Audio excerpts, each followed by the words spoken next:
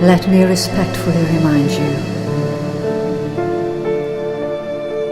life and death are of supreme importance. Time swiftly passes by, and opportunity is lost. Each of us should strive to awaken.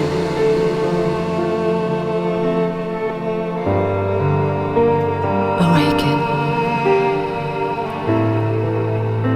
Take heed. Do not squander your life.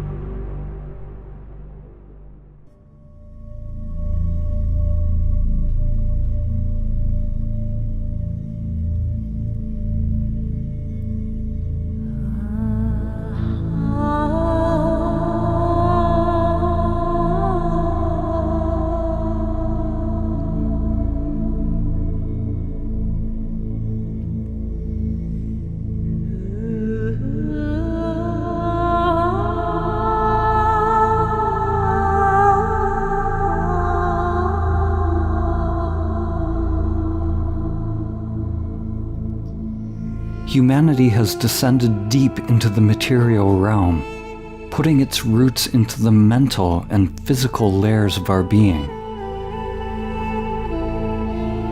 As Carl Jung said, to touch heaven, one's roots must reach into hell.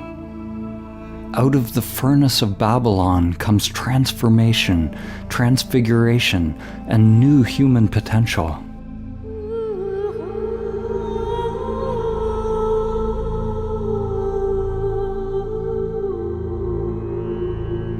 The Eastern traditions say that the lotus of awakening grows out of the mud of samsara, out of suffering.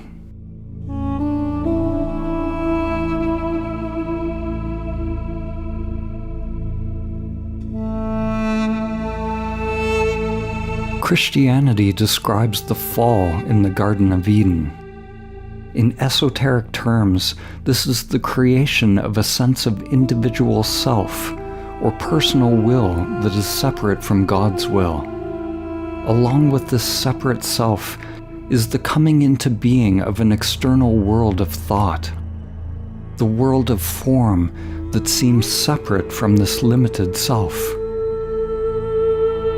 The character, or the ego, is made of patterns of pursuing or wanting things in that external, thought-projected world. The external things that we crave are the fruits of the tree of knowledge of good and evil, or the tree of duality.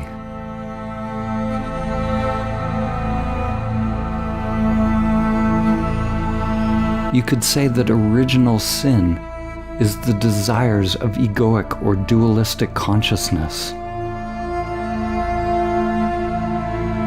This is Maya, the situation that humanity now finds itself in. Going after the external fruit means to miss the mark, to miss the now. Historically, there have been occasional rare awakenings, rare flowerings of human consciousness. The saints, the yogis, sages, and wisdom keepers. But humanity now has a unique opportunity to make this journey as a collective, en masse, to envision and co-create shared new realities as we rediscover the higher worlds and wake up from the collective dream of the limited self.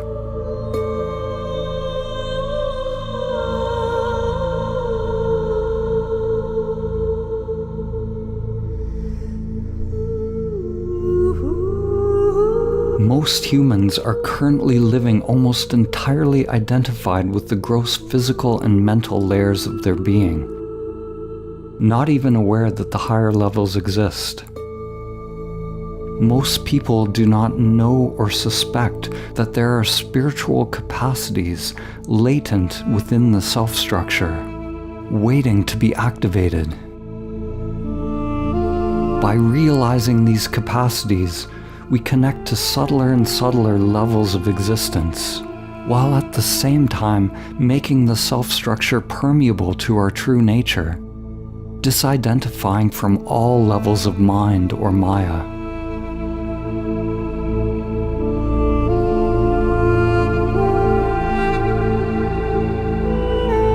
If we examine the spiritual traditions that have existed throughout history, we find that the great sages, mystics, and seers describe a continuum of existence. The ancient Vedic teachings described 5 koshas, or sheaths of the soul, extending from the gross physical and mental realm, which is the conditioned world in which most people live today, to the subtle realms, which include the energetic, astral, and higher mind realms, the archetypal templates of existence.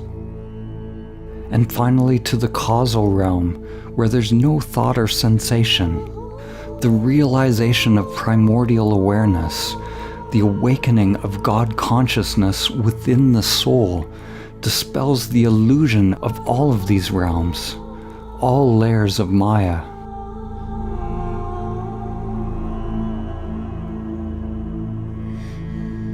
The ancient traditions contain numerous conceptual and language frameworks that point to this continuum from gross to subtle to causal.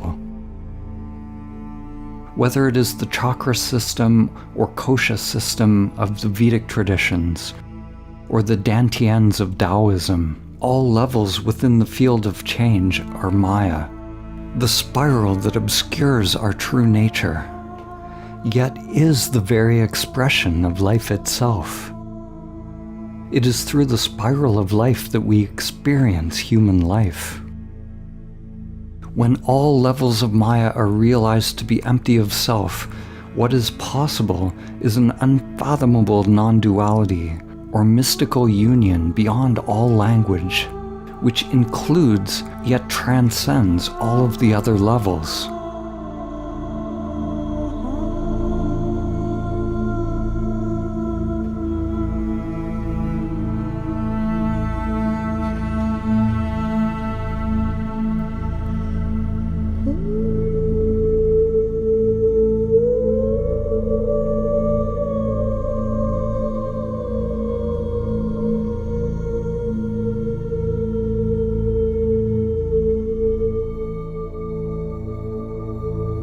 Henry David Thoreau famously said that most people lead lives of quiet desperation. They go to their graves with their song still inside of them. Their desperation comes from an endless searching outside of themselves, the pursuit of things, money, power, relationships, approval from others. The root of suffering lies in one's mental attachment to things, not in the things themselves. It doesn't matter what you have.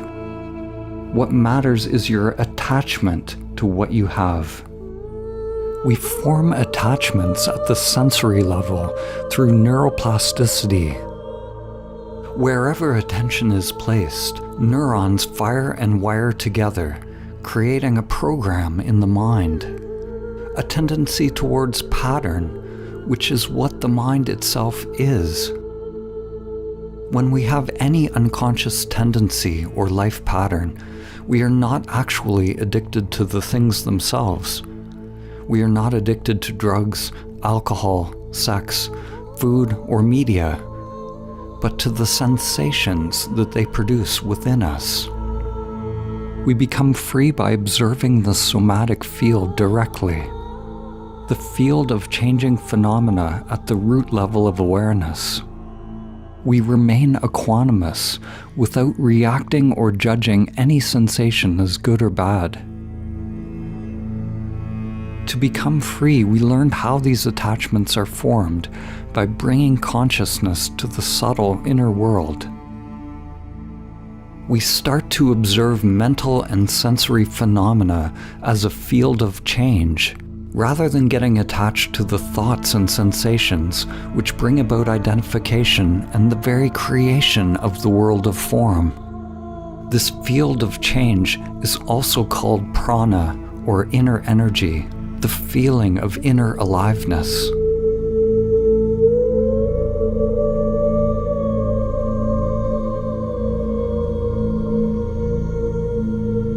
The shift to a new earth is a shift out of materialism.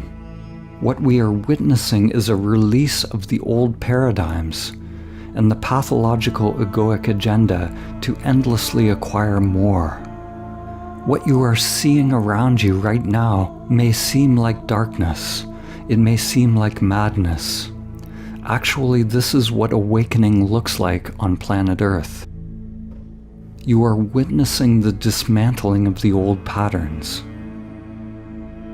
Many people are disillusioned with the current political, social, economic, and religious systems.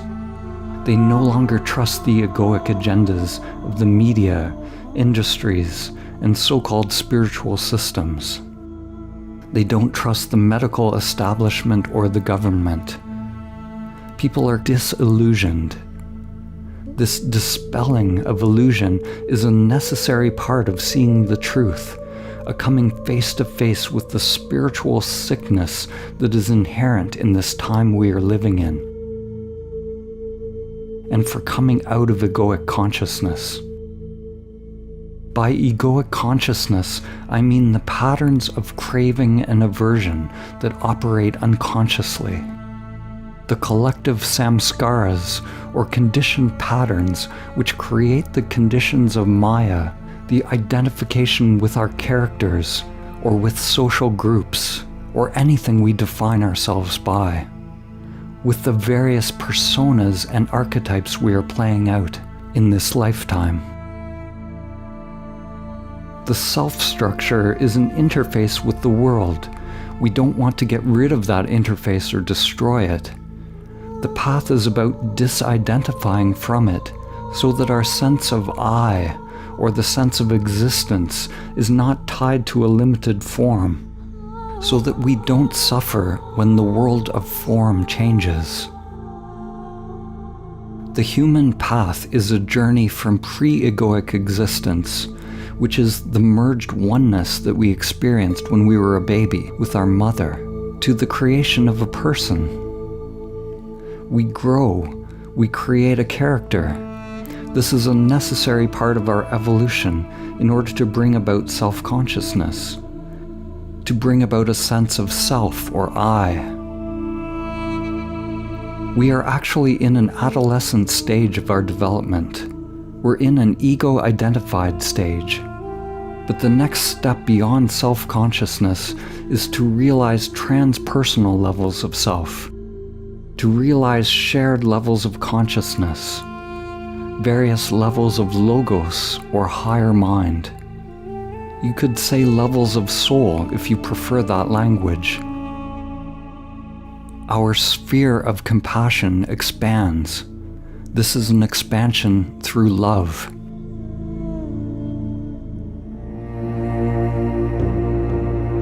From the perspective of the old pattern, the egoic consciousness, this dismantling is something fearful.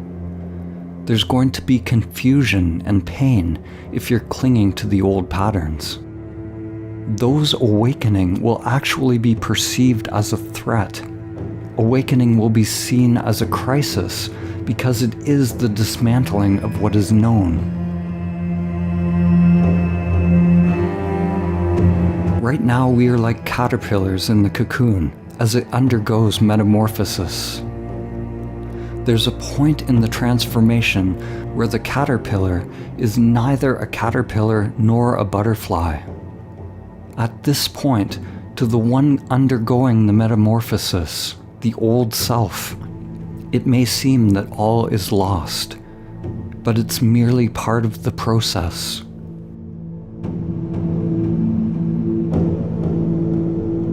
Faith is a surrender to the evolutionary impulse, a deep knowing that we are moving towards Source.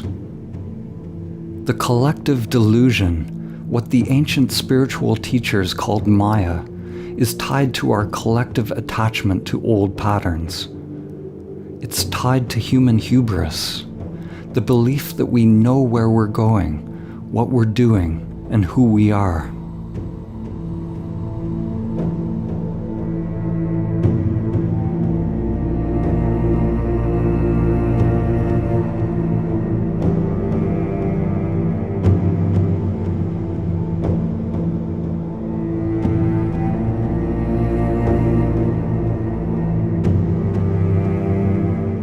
The French painter Paul Gauguin is famous for a painting which he entitled, "Where do we come from? What are we? And where are we going?" These three questions require a humility. To find out what we are, to find out the truth, we first have to acknowledge that we don't have the truth. We don't have the answer if we want to find the answer.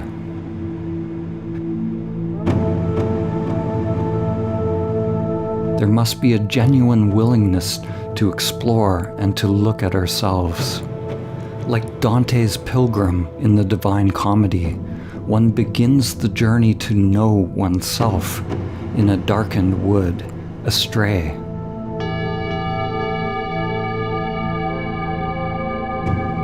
Recognizing that we are lost.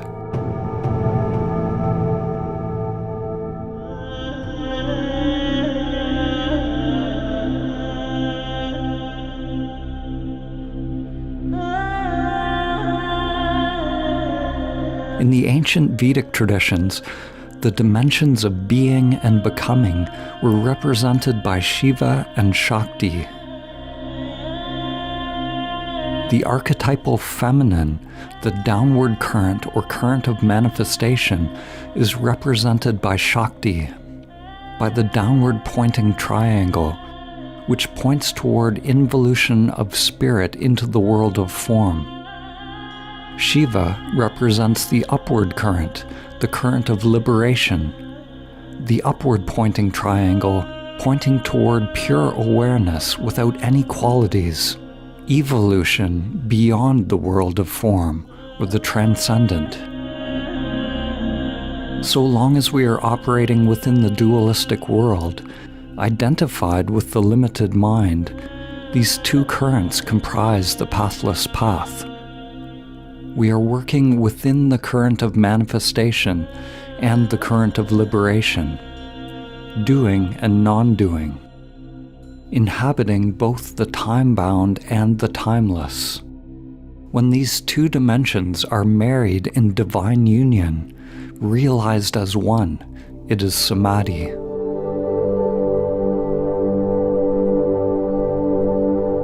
When in union, they represent the balance and coexistence of these two dimensions, like the Star of David or the Anahata symbol, which is the ancient symbol representing the spiritual heart, the unstruck sound, the transcendent source of the primordial Om that is dancing the universe into being.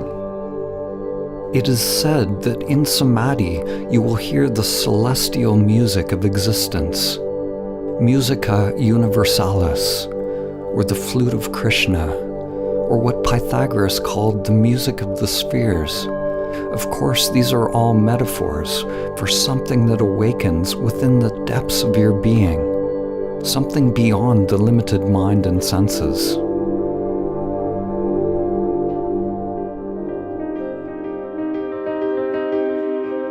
There are spiritual systems that focus on the subtle body, using practices such as observing the breath, sensations, working with chi or prana, working with techniques, practices, and processes that can be learned with the conditioned mind. Everything that directly employs and engages the limited mind in order to realize samadhi is part of the via positiva. This is what we call the Shakti path. And there are spiritual systems which are about transcending the manifested world, which we call the Shiva path, or the via negativa. We come to realize that which we are beyond name and form, by letting go of all that we are not.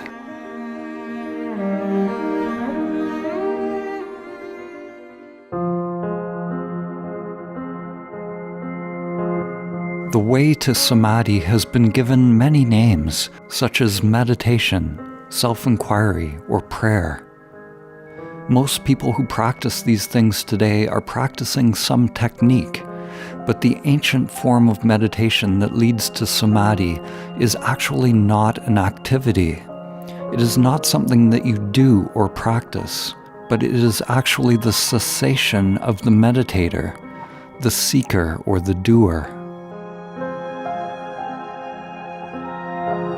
True meditation is union with what is, and it only begins to happen when the ego fails in its attempt to meditate and realizes its own limitations.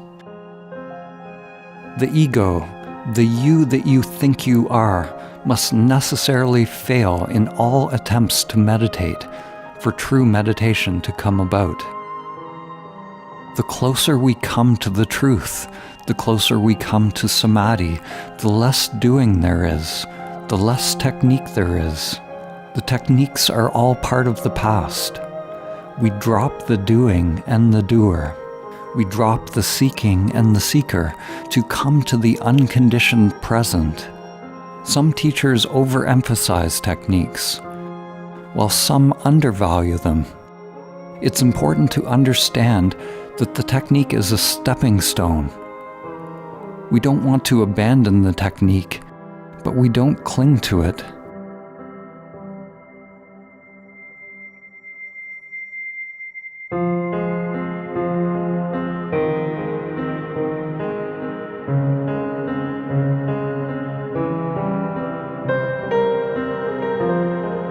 The time-tested way to realize samadhi is through long periods of spiritual practice. Whether you call that practice meditation, self-inquiry, or prayer, there is a truth that one has to awaken to.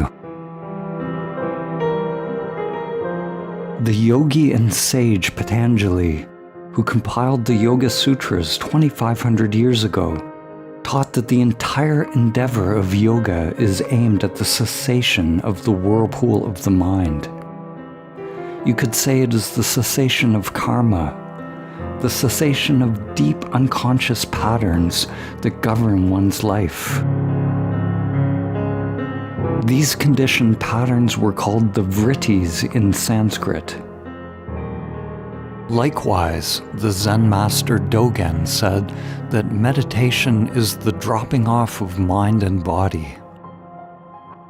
In Buddhism, it is nirvana or nirodha. It's the cessation of the fluctuations of the limited egoic mind, which bring about the identification with a limited sense of self. In Christianity, we find the same perennial teaching, but expressed through a very different metaphor, using the language that was common at that time in history. To realize samadhi in Christian terms is to attain the kingdom of God through the forgiveness of sins by realizing Christ. The word sin in Hebrew means literally to miss the mark. It means to miss the present moment, to pursue happiness in the objects of the external world, rather than realizing the source of true fulfillment.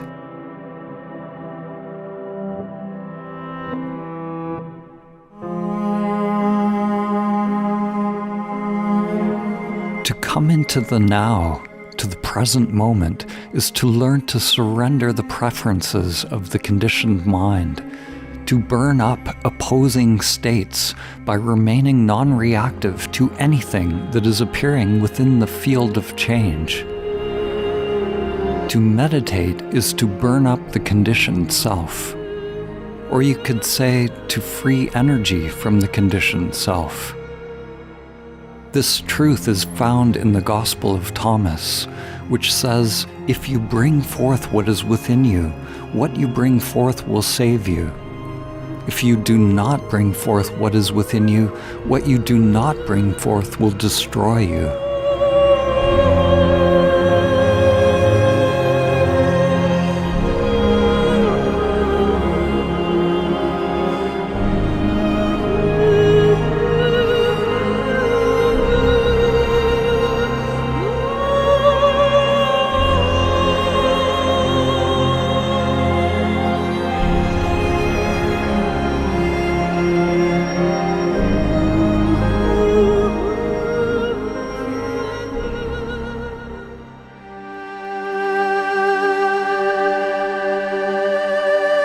A mountain may be accessible by many paths. One can go straight towards the summit, or sometimes it may be better to take a spiral route.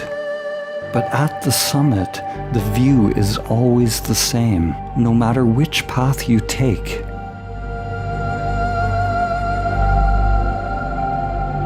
Humans have created thousands of meditation techniques throughout the millennia, not to mention countless yoga postures, asanas, specialized breathing or pranayama, and every conceivable variety of ritual or practice.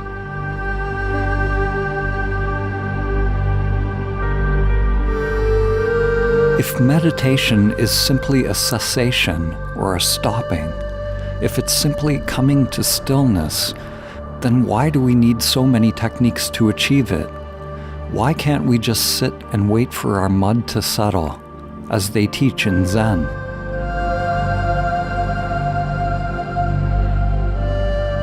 The truth is, we can just stop. We can surrender the activities of our character. However, as Einstein said, although reality is merely an illusion, it is a persistent one.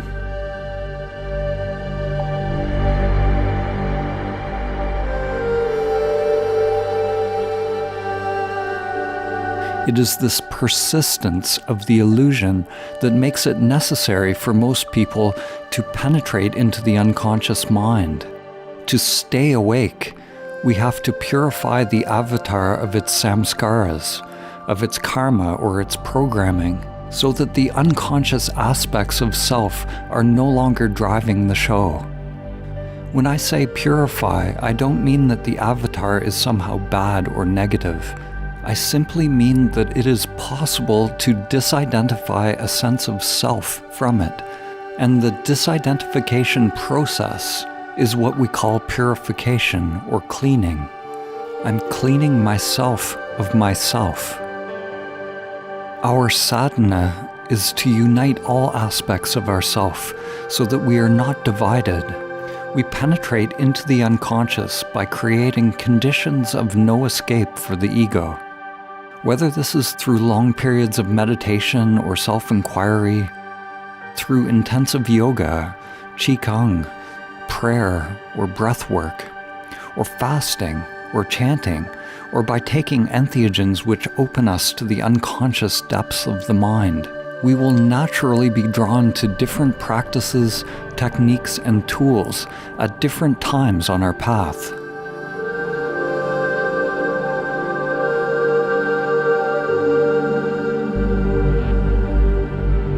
Whatever the practice or technique is, the purification will happen as long as we are cultivating presence and equanimity, being here in the now, as well as surrendered to what is.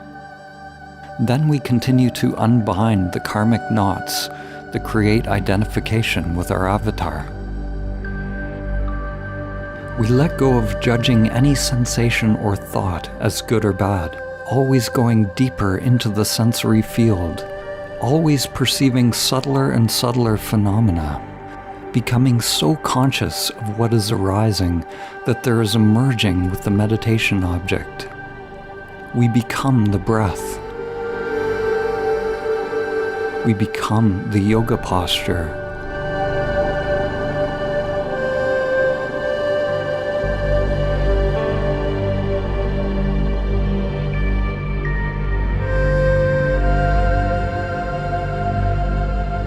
We become the chant. We become the avatar. In each case, merging with the pranic field in what is called Savakalpa Samadhi or Samprajnata Samadhi, which is samadhi with a seed of pattern, a seed of form, a seed of conditioned mind activity, of karmic activity. So long as there is a seed of attachment, of unconscious mind activity, of separation between the inner and outer worlds, then the final goal will not be reached. Savakalpa Samadhi is a preliminary samadhi, also called jhana or dhyana. It is a burning up of karma within the self-structure, an energetic preparation of the vessel for the awakening of one's true nature, which is realized through non-doing, through a cessation of mind activity.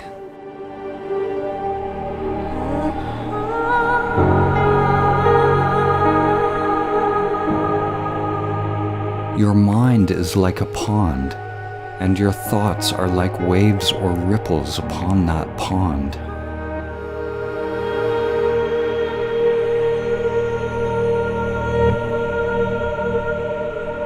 To make a pond become still, what can you do?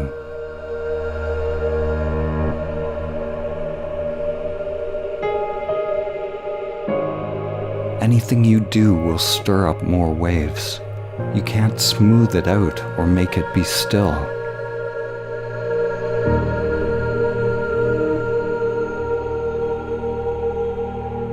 The pond only comes to stillness when you have let go of all effort, all striving, all movement. Realizing the natural state is not something that you do. It is a recognition of what you are beyond the movement of the mind and senses. Who is moving the mind? Recognize who is choosing. It is only the mind itself that chooses. It is only the mind itself that moves.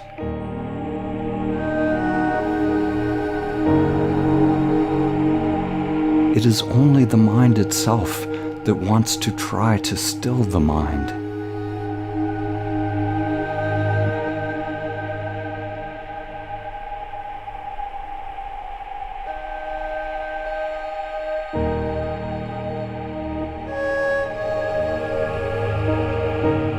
Upon hearing these words, the limited mind will likely be disoriented, wondering, what do I do? Just allow that disorientation. Become aware of the true self. Become aware of awareness, conscious of consciousness.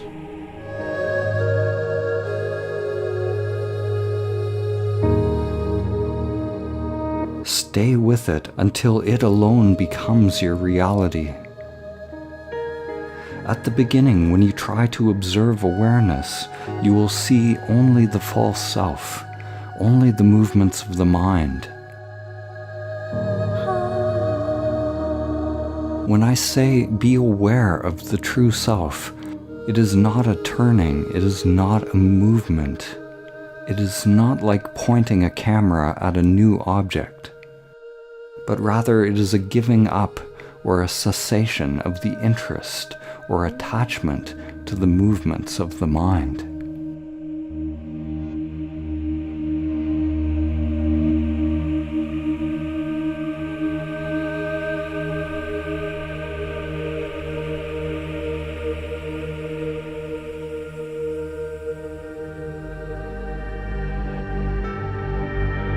There are two main knots that bind us into identification with the false self.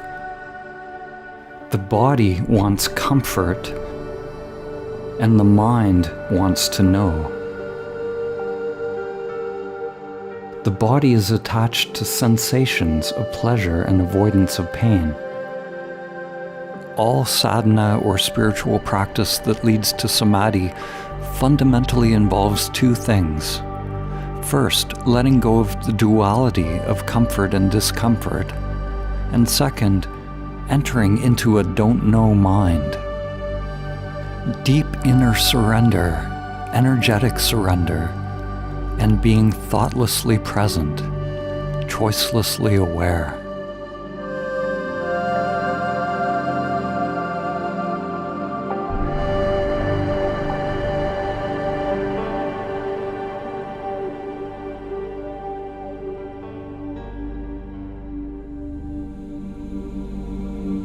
Socrates was considered the wisest person of his time. He's famous for the maxim, "I only know that I don't know." This is the Socratic paradox. Adopting a don't-know mind, a not-knowing mind, is the gateway to samadhi.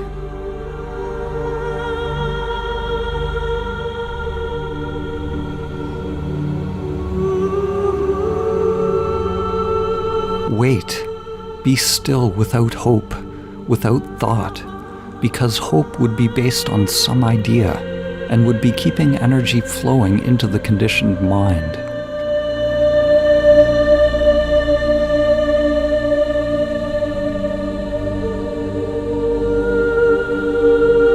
T.S. Eliot wrote, "I said to my soul, be still and wait without hope, for hope would be hope for the wrong thing. Wait without thought, for you are not ready for thought."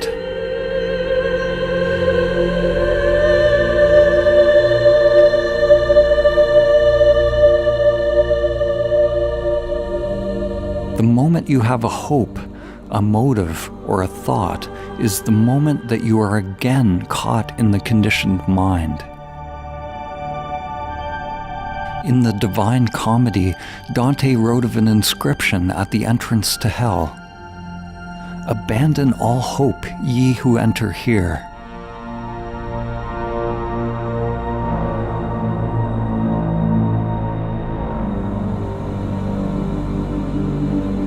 It is actually a very practical instruction. It would make a great reminder if it were posted on the doorway of every meditation center, ashram, church, or temple. Whatever your hope is, it is based on past conditioning. Hope is a kind of knowing that keeps the ego structure searching, seeking, and doing. When we engage in our sadhana, our spiritual practice that leads to samadhi, then we must abandon all hope, all projections into the future, accepting that we don't even know what to hope for. This is a humbling for the ego.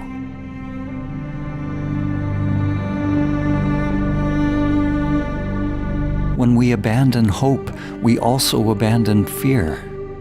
Hope and fear are the mind's projection into the future, the inner wiring that binds us to identification. Hope is craving. Fear is aversion. If we remain in the now, experiencing this moment as it is, then where is hope or fear? Our spiritual work is to excavate and unbind the knots that tie us to identification with our character. We move beyond comfort and discomfort, entering into the cloud of unknowing. We can do this both through formal practices and in day-to-day life. To meditate, to know yourself, is to burn in the now.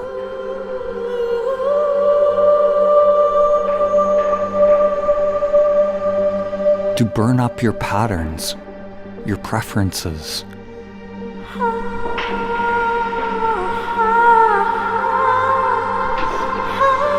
And it is not something separate from your life. To be able to drop your pattern, your reactions and your judgments while you're in the midst of them. To drop the fight is the deepest practice. This is the only fight that you win by giving up, by surrendering, by dying on the battlefield, willingly climbing onto the cross.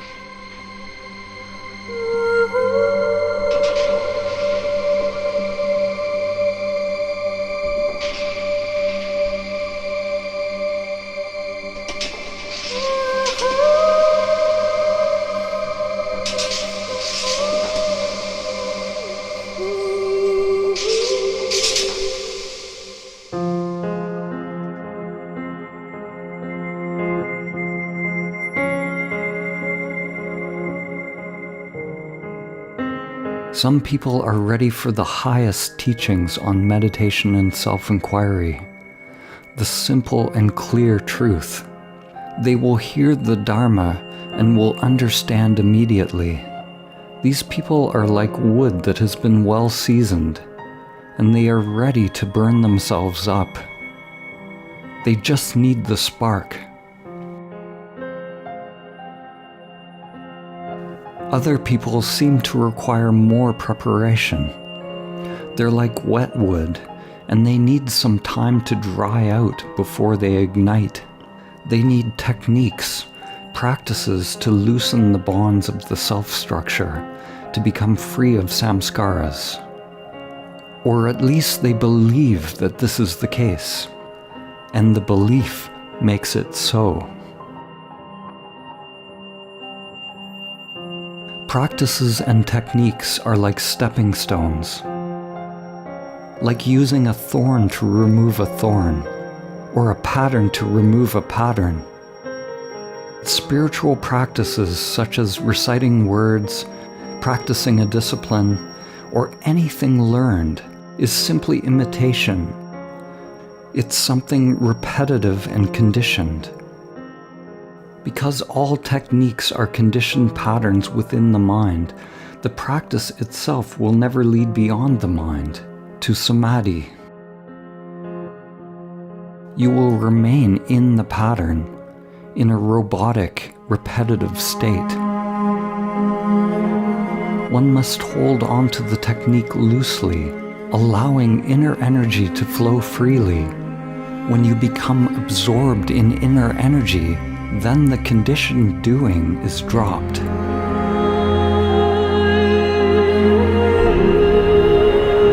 The conditioned doing, the unconscious programming, was formed due to incomplete experiences.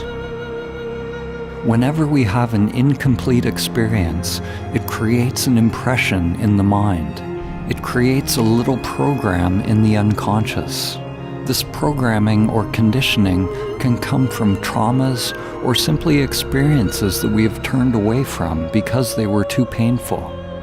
Our self-structure is made up of a legion of little programs which come into being because of incomplete experiences.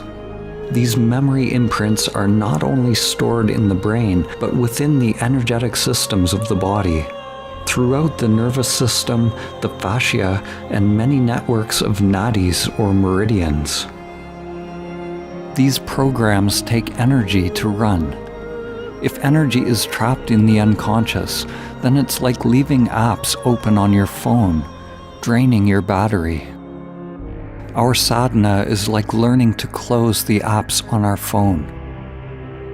To become free, we bring consciousness to the subtle sensations, to the field of changing phenomena or energy within us, without reacting to any thought or feeling that arises.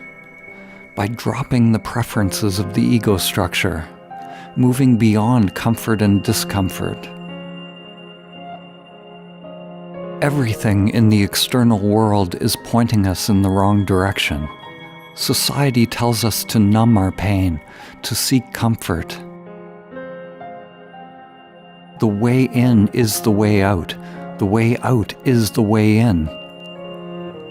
We need to turn toward our pain. We become free of samskaras by having a complete experience, by feeling it without reacting, by burning in it. We have a complete experience of the feeling without the emotion. Emotions are reactions. They are feelings that are intertwined with thoughts. We drop the thinking component and stay with the raw feeling, the raw sensation. It has been said that the path to liberation is not about feeling better, but about getting better at feeling. The ultimate examples of this are Jesus on the cross, or the Buddha's meditation that led to his enlightenment. It is facing one's greatest pain, one's greatest fears, dropping the concepts, the knowing, and the judgments of good or bad.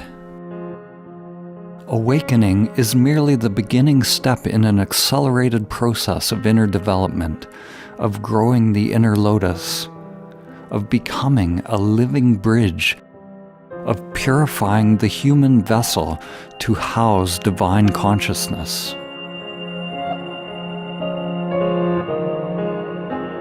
Energy is like the Rosetta Stone for spiritual practices.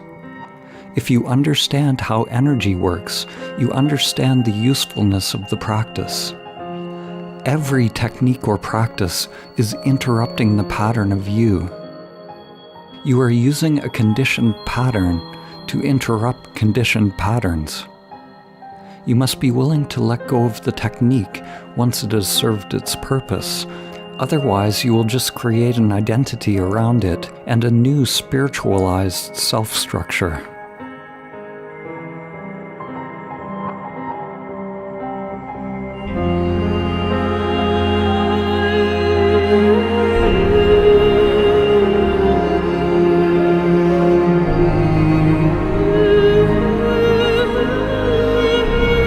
To reach the deeper stages of meditation, we must let go of everything we think we know about meditation.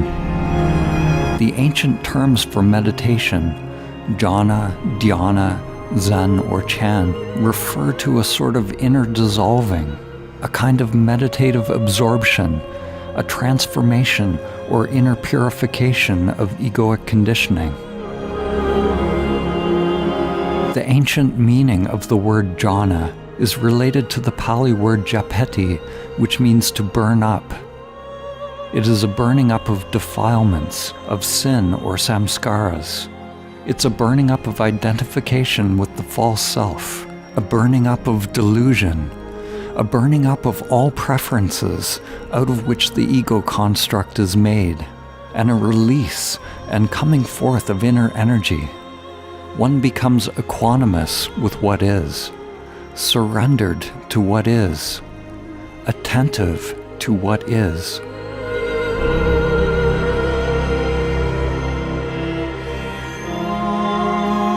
Awakening to our true nature can happen gradually through these stages of jhana, as the identification with various processes of conditioned mind is dropped. Or awakening can happen instantly. This is called satori in Zen.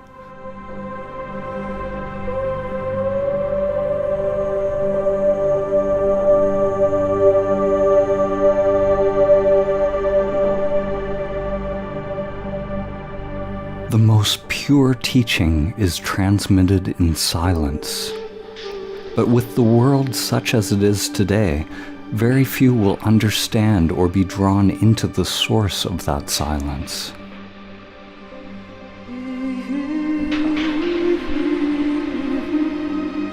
There's a famous teaching by Gautama Buddha called the Flower Sermon. The sermon is the origin of Buddhist meditation. You could say it's the origin of Zen. Zen is about direct transmission of the truth. In the Flower Sermon, the Buddha simply held up a white flower. He was in unmediated presence with the flower, abiding in his true nature. That was the whole teaching. Rather than giving a long satsang or teaching with words, he just let the students sit with the flower for the entire time. Only one student received the transmission. Only one student got it. To receive such a subtle transmission requires a subtle mind. The greatest truth is transmitted in silence. How can we receive this transmission of Buddha mind? How can we receive what we already have, what we already are? Primordial awareness is everywhere when we have eyes to see, and nowhere in particular. Upon awakening, the truth is so simple to see that you don't need the mind. The mind is searching and seeking. When that movement is given up, when that movement is burned up, the truth remains. You already are that which you're looking for, but you're identified with the false self.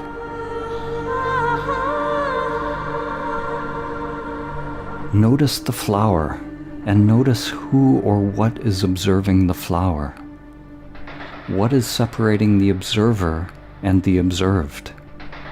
Meditation, or jhana, is to be present here and now without the mediation of images in the mind, ideas and concepts. If awareness is absolutely present so that there is no more knowing, even in the unconscious, then there's no more observer and observed. There's no more relationship between you and anything. There's no more flower and separate observer. It is only the limited mind that sees things. The activity of the limited mind is the creation of things. The creation of the experience of time and space, the creation of duality, of experience and experiencer. It is possible to wake up here and now to a profound dimension of stillness beyond the mind. Not pushing away the mind, but letting it be exactly as it is, yet not getting caught in the mind. Don't try to analyze these words. These are not concepts. If presence has realized itself upon hearing these pointers, don't let the mind get involved. As soon as you receive the transmission, turn off this video and abide in awareness as awareness.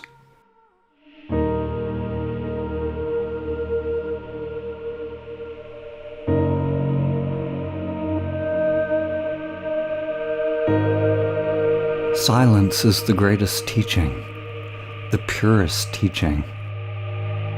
The next best teaching is pointing directly at the unfathomable. This next teaching has had many names throughout history. It is pointing toward the transcendent self, or pure consciousness.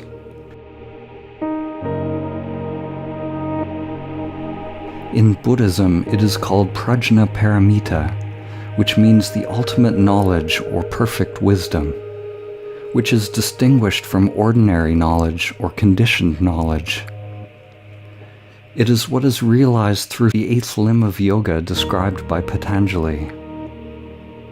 In Shaivism, this awakening could be described as oneness with Ishvara or Shiva, which are names for absolute consciousness.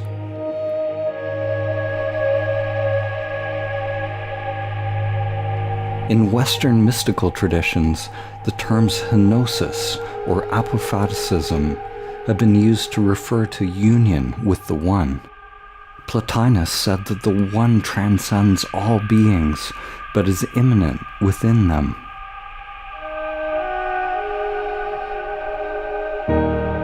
In Tibetan Dzogchen, it is described as the natural, primordial state of being. They use the word Rigpa to refer to the ground of existence.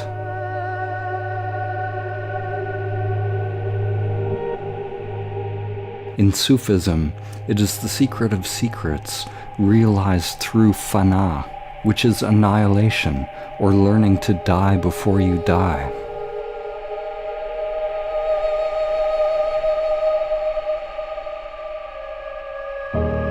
In Mahamudra, it is the great seal, or the great imprint, the realization of the natural state, primordial awareness, emptiness, absolute, clear and transparent, without root. Do not listen to these words with the mind, but recognize within the depths of consciousness that to which they point.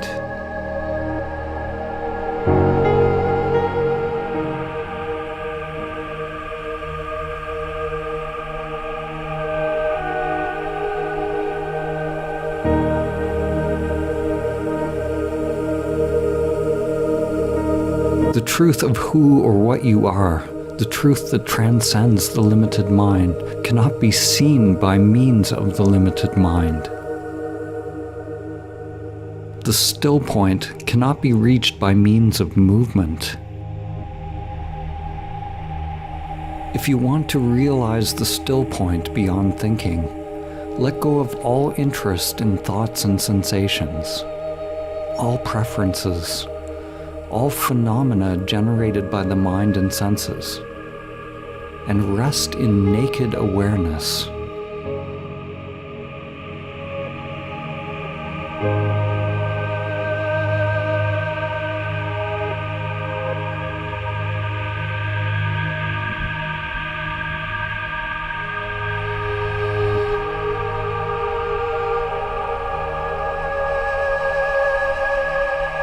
Thoughts and sensations are a field of constantly changing phenomena. What is unchanging is the awareness of that field of change. We are usually so caught up in the field of change, fixated on its objects, that we ignore awareness. To realize samadhi, we stop chasing anything in the field of change, any thought, and we rest as awareness. Stop reacting to thoughts and sensations. All suffering is due to our believing our thoughts.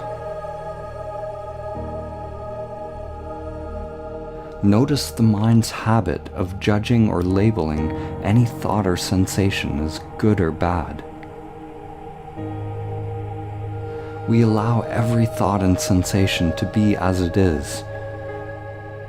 We don't push away anything, and yet we don't get ensnared in thoughts or hooked by their content.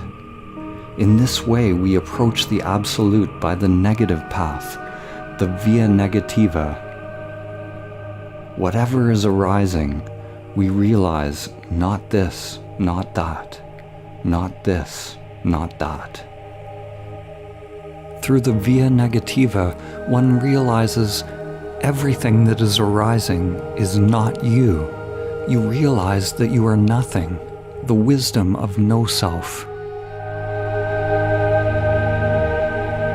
Through the via positiva, one realizes everything that is arising is you. This is love, an energetic connection or merging.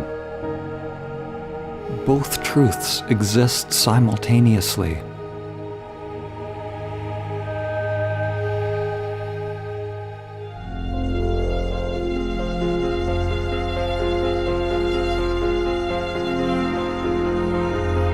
Form is exactly emptiness. Emptiness is exactly form.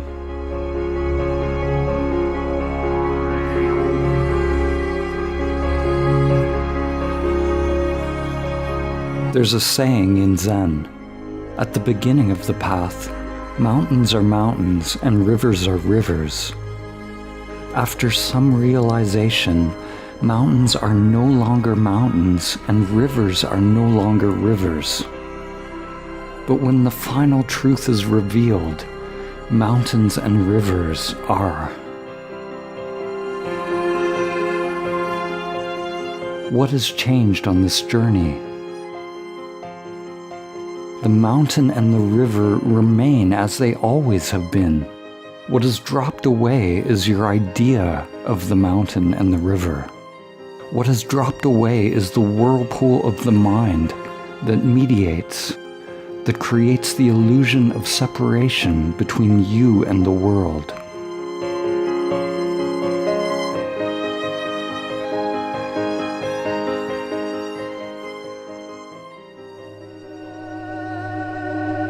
To realize samadhi is not to achieve some extraordinary state, nor is it about staying in the ordinary state of mind.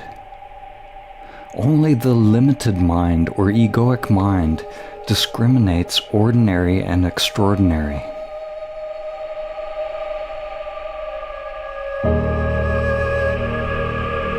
Turiya, the stateless state, sometimes called the fourth state, is non-dual reality. It is transcendent and immanent within. It is the ground of existence, the fountain of all truth. Your effort to achieve some state is a movement of the mind. To realize the ground of existence is not to transcend the physical and abide in the subtle realm or the causal realm. All of these dimensions of yourself exist simultaneously. Gross, subtle, and causal exist here and now. It is only the limited mind itself that creates the division.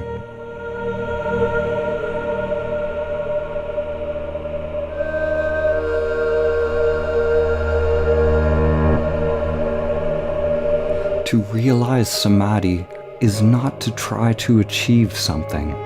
It is a giving up of all interest in thoughts while remaining fully alert, fully conscious, fully awake, without reacting, without doing, without moving the mind, without suppressing the mind.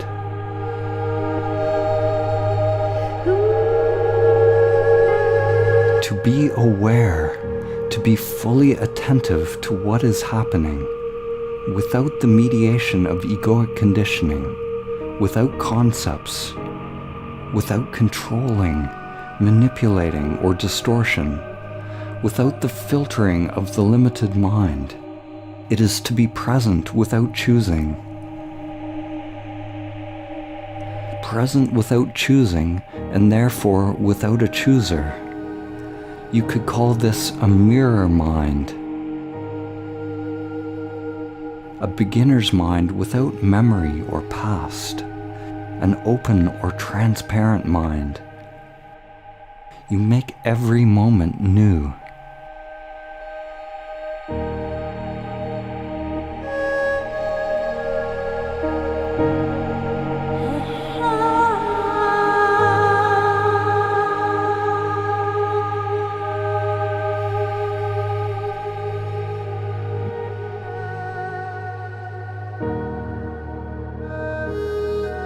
Every time that the mind moves unconsciously, even the tiniest movement, it is due to the filtering, through the conditioning of the limited self-structure.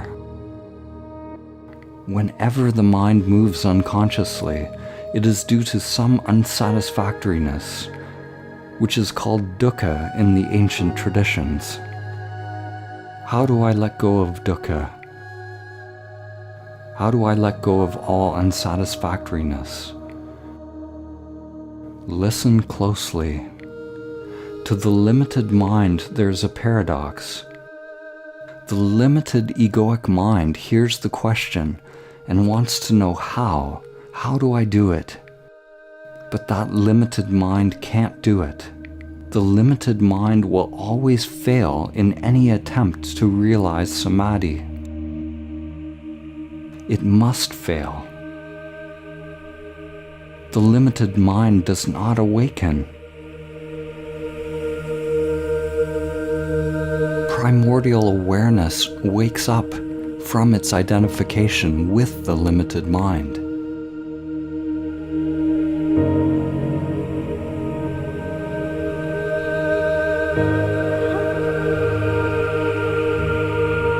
The limited mind will always fail in any attempt to realize stillness, because the mind is movement.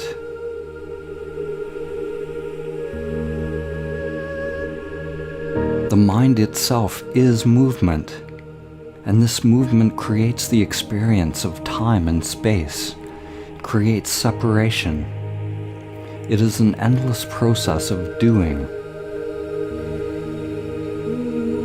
On the pathless path, we awaken from identifying with the character that is doing to recognizing the dimension of being.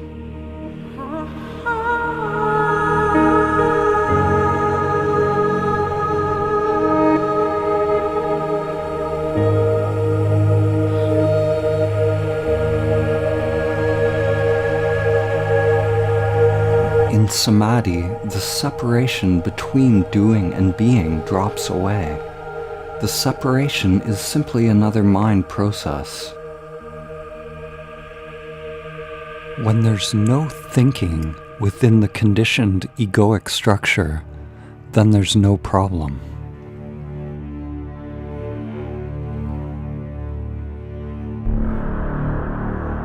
The you that you think you are is a process, a constant movement of egoic thought, a collection of patterns and preferences. That you has to die. The pathological pattern of you has to end for samadhi to be realized. Let that sink in.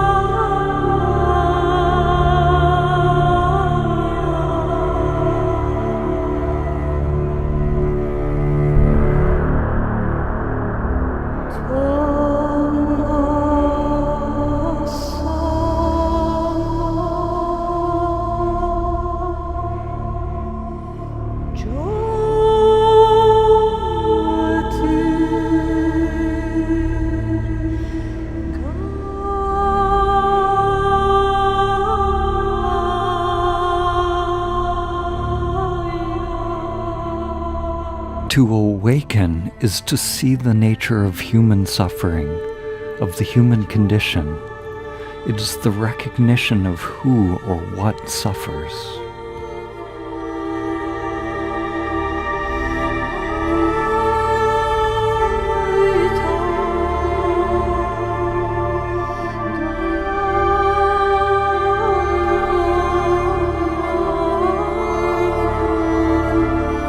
There's no technique for realizing primordial awareness, no process that can be learned, no formula that can be practiced.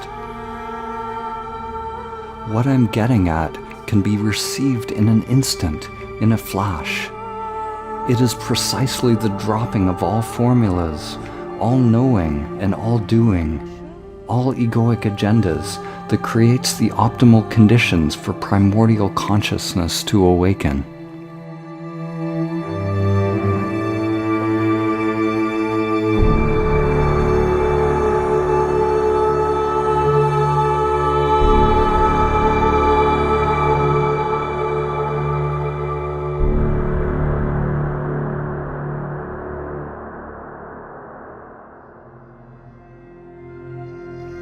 If I try to tell you how to be aware, then you'll be paying attention to my words or doing something that I told you, rather than being aware of what's actually happening in the now.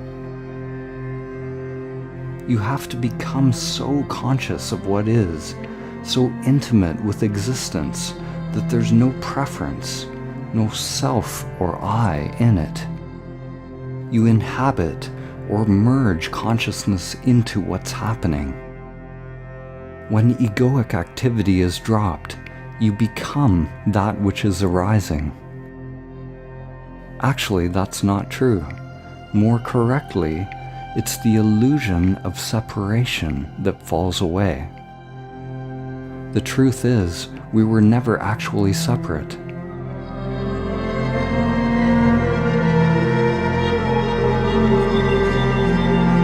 Spiritual teachers have given the instruction to reach samadhi. Be still and know. Be still and know the true self, primordial awareness beyond name and form. Be still and know that you are God, the true self, Buddha nature. What exactly do they mean? What is it that becomes still? Obviously, no one's physical body can become absolutely still, existing within time and space, because time-space itself is movement. Time-space is mind. The universe is big mind, or logos. The first Hermetic principle is that the all is mind. The universe is mental. If the universe is mind and mind is movement, how can I be still and know? How can you be still on a globe, spinning 1,000 miles per hour around its axis, spinning 67,000 miles per hour around the sun, moving 500,000 miles per hour around the galaxy, and millions more through the universe? Your heart is beating, cells are moving inside, food digesting, the brain producing brain waves. Your blood is pumping, energy is moving.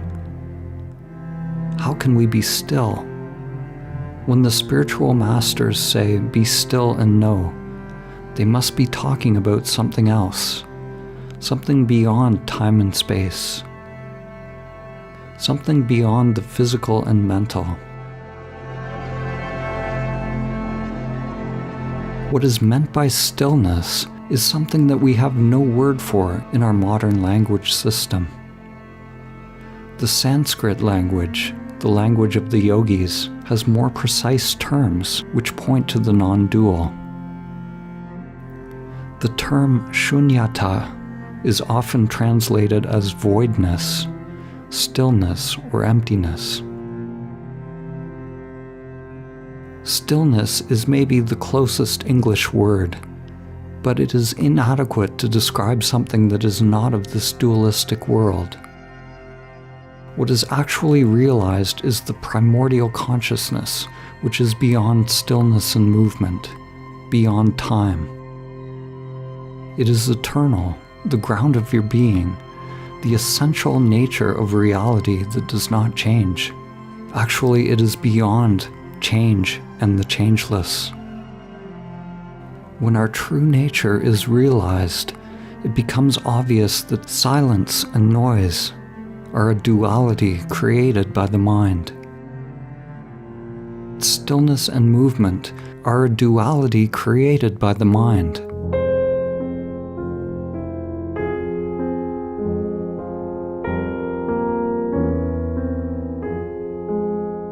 Everything is already inherent within that primordial stillness. The movement of the world is identical to stillness. Be still and know. Be in motion and know. It is all emptiness dancing. This is not something philosophical, but an entirely different way of interfacing with the world. Actually, it's about dropping the interface, dropping the reducing valve, which is the self-structure, and experiencing your true nature unmediated by the limited mind. The so-called outer world is transcended by realizing stillness, which, when realized, includes that which it transcends.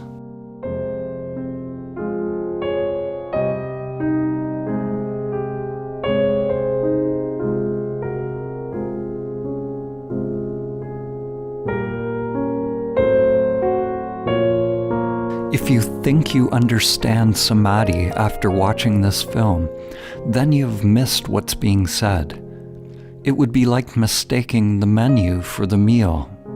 To taste the truth takes a true willingness to see the patterns of the self-structure that you refer to as you. It requires a deep excavation, deep surgery on the mind and freeing of samskaras, a deep dismantling, a deep humbling of the self-structure. To realize Samadhi, one surrenders to the soul's longing for union. You must want to realize the one source more than anything in the matrix of the mind, more than anything in the external world. External pursuits will seem hollow and meaningless. True meditation, true self-inquiry is coming into the now, where everything is experienced, everything is revealed, everything arises and passes away within a field of equanimity and love. Until the eternal is realized, one must work patiently and persistently, wholeheartedly, with humility, burning up your patterns, your preferences, your conditioning. One can't make awakening happen using the conditioned mind. It happens seemingly by accident. But by practicing presence, it makes us accident-prone.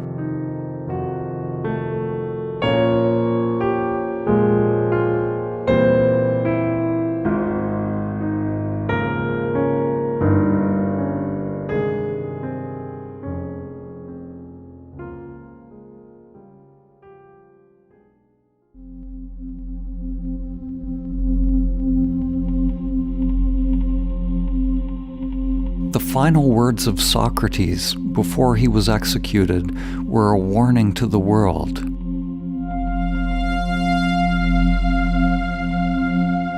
He said, "We owe a great debt to Asclepius. Pay it and don't forget." Asclepius was the god of healing, and you may be familiar with the Asclepius staff, which is a rod entwined with a serpent. It represents healing energy, inner energy that is alive, free from conditioning, free to move of its own intelligence, as opposed to the energy of the dualistic mind. In the early centuries BCE, the Asclepius symbol was emblazoned on some of the first money coins mass-produced in ancient Greece and Rome, and it has morphed into what we call the dollar sign today. It is an ancient reminder hidden in plain view, a reminder that an exchange of money is an exchange of energy. Christ consciousness or Buddha nature is supported by the feminine principle, by Great Mother, by the Nagas, the serpent wisdom. This wisdom teaches us to purify the inner temple, to purify ourselves of ego. The feminine principle has had countless names throughout history. Gaia, Shakti, Sophia, Logos, Mahalakshmi, Parvati, Durga, Isis, Mary, the spiral of life. This living energy of the higher mind is the innate intelligence of the universe. This nature wisdom has been systematically suppressed, demonized, exploited, and controlled throughout the last millennia. In order to free energy from the unconscious definitions that we hold, we must unbind the knots that create identification with the ego structure. Letting go of grasping at comfort, letting go of knowing. Right now, at this time in history, at this time within yourself, the debt that Socrates is speaking of is coming due, both individually and collectively. There is only one currency with which you can pay this debt. You must pay with yourself.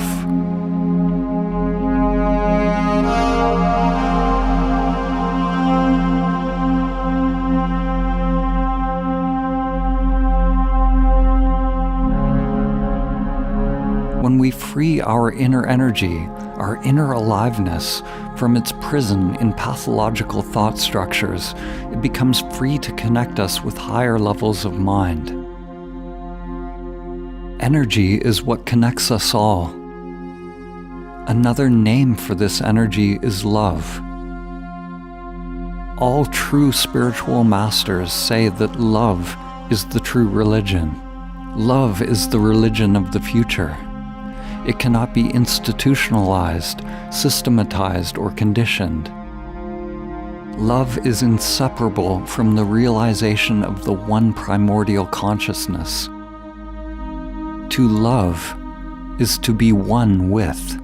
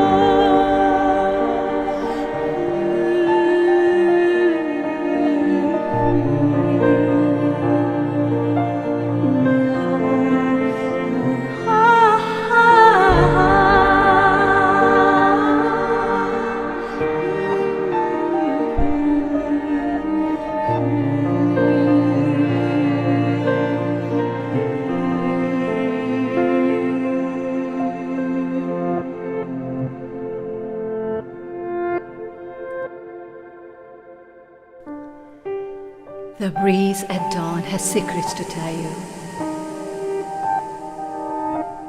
Don't go back to sleep. You must ask for what you really want. Don't go back to sleep. People are going back and forth across the door sill where the two worlds touch.